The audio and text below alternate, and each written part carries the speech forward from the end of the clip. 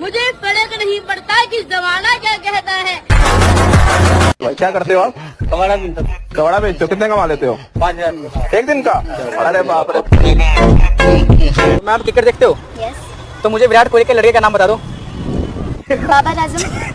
अम्मी अबू, अम्मी अबू, अम्मी। मैं इसकी हार्ट बीट चेक करता हूँ।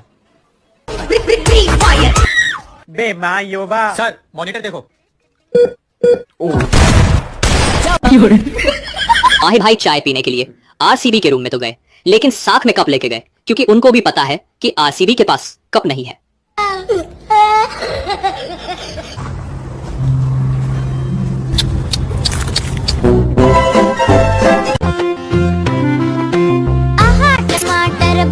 चलो बोलो। खुलेगा free fire. Hey guys, if you enjoy the video, please don't forget to like and subscribe and share the video. Thank you.